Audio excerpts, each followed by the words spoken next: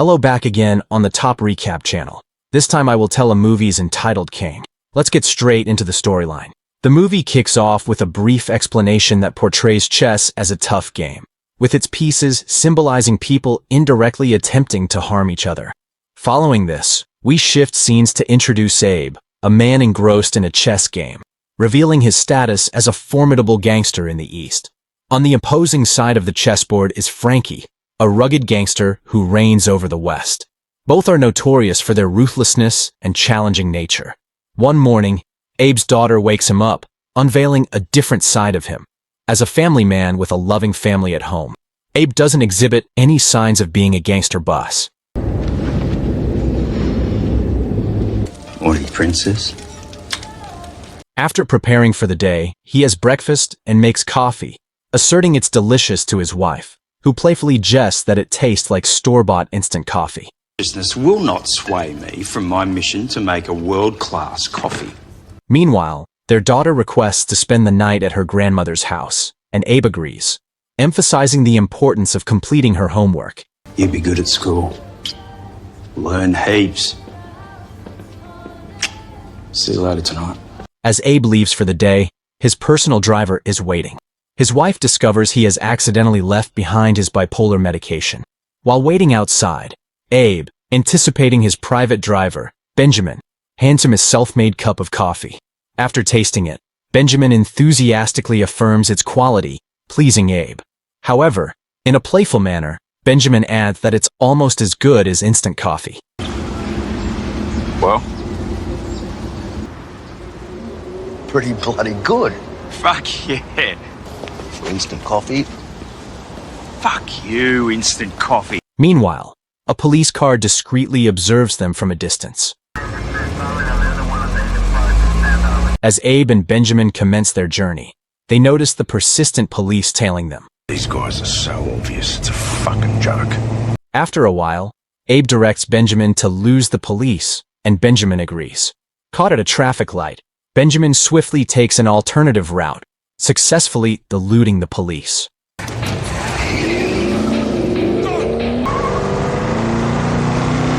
During their ride, Abe discloses that he has a scheduled meeting tonight with Frankie, the gangster boss from the Western region who has been causing trouble in Abe's Eastern territory.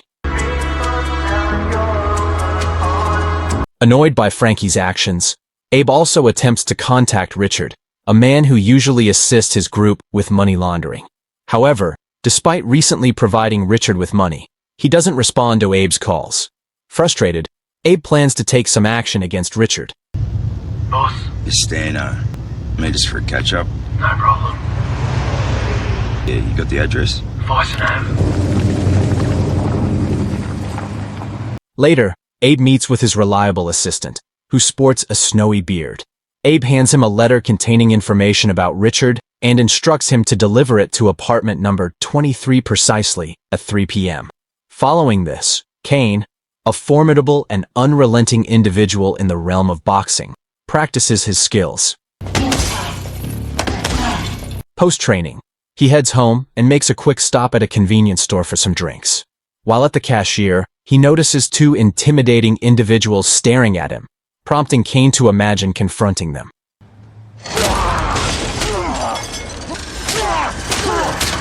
Despite this, he maintains composure as two police officers enter the store.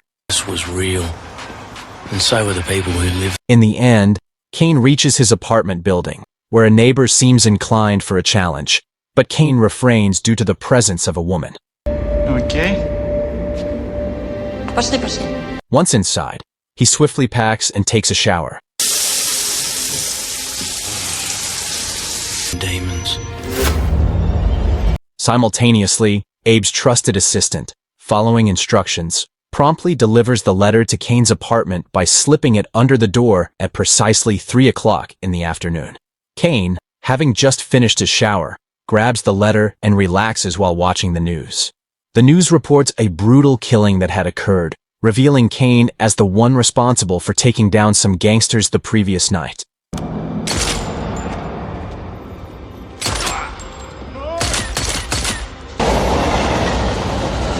Opening the letter, Kane finds information and photos of Richard, prompting him to realize the need to eliminate Richard immediately. Now, let's shift to Richard.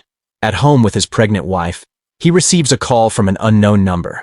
Suspecting it is Abe, he declines the call and opts to take a shower, preparing for an important client meeting.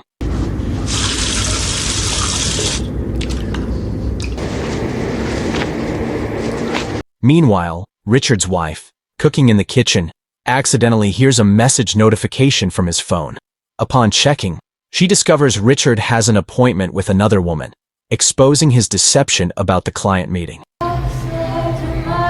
Shortly after, Richard confesses to his wife and advises her not to wait for his return home due to a late-night meeting with a client. Subsequently, Richard sets off, unaware that his wife is covertly following him.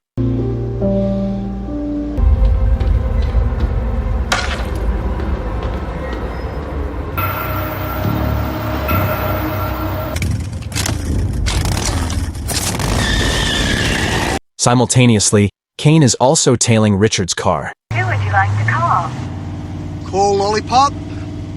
Inside the car, Richard engages in a close conversation with a woman. He intended to meet her. She expressed her dislike for Richard's pregnant wife, but Richard tried to reassure her about the secrecy of their relationship. Meanwhile, Richard's wife attempted to call her younger sister, Kelly, who was consistently occupied. After numerous tries, Kelly finally answered and learned that Richard's wife was distressed because her husband was meeting another woman. Upon hearing this, Kelly advised her to be patient and then contacted Richard, discovering that the woman he was meeting was actually his own sister. At that moment, Kelly urged Richard not to meet her that night.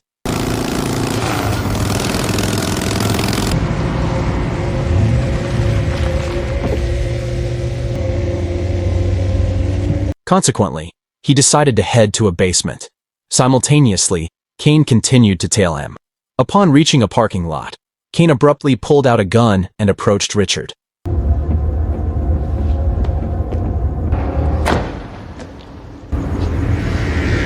However, his shot missed, and unfortunately, the stray bullet struck Richard's wife, shocking Kane.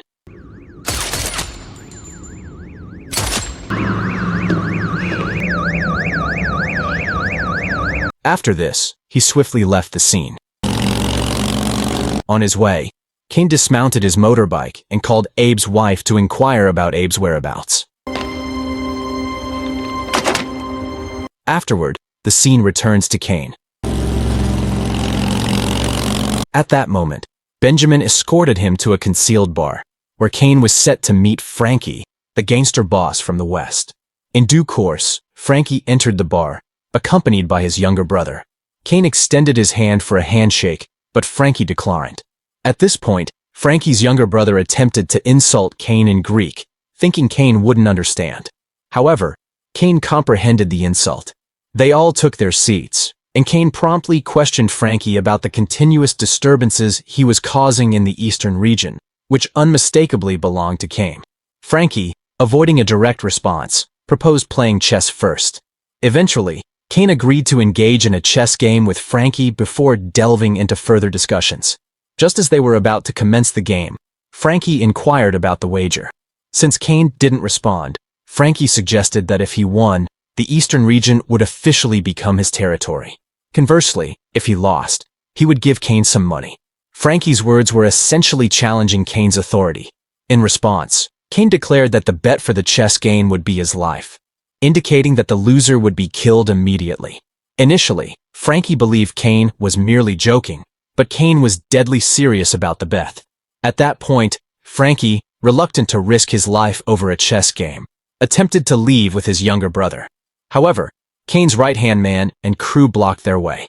Despite Frankie's warning against foolish actions, claiming he had sent men to visit Kane's family, Kane remained calm and challenged Frankie to contact his men immediately. Yeah, your family first, and then all you fucking dogs. Feeling challenged, Frankie called his men to go to Kane's house. Are we good to go? Fucking Green's good to go. Yeah, we're good to go. However, upon entering, they discovered Kane's family wasn't there. Instead, they found a box. When opened, the box triggered a sudden explosion. It turned out that Cain had planned this since morning and had hidden a bomb. Now, whether he liked it or not, Frankie had to engage in a chess game with Cain, and if he lost, he would face the consequence of being killed on the spot. Shortly after, the two proceeded to play chess. During the game, Frankie became very upset because he hadn't anticipated the situation unfolding this way. Meanwhile, Cain suddenly felt anxious as he realized he had left his medication at home. That morning it was the designated time for Cain to take his pill. However, since he forgot, he lost self-control. Checkmate. Eventually, he was defeated in the chess game by Frankie, who proceeded to intimidate him. There's nothing left. In his agitated state, Cain impulsively killed Frankie's younger brother right in front of him. Following this, Cain began speaking incoherently and cursing at those around him. Turning to his right-hand man, he inquired about the number of people they had killed. However, in his out-of-control state, Cain suddenly killed his right-hand man and others present. We're all monsters.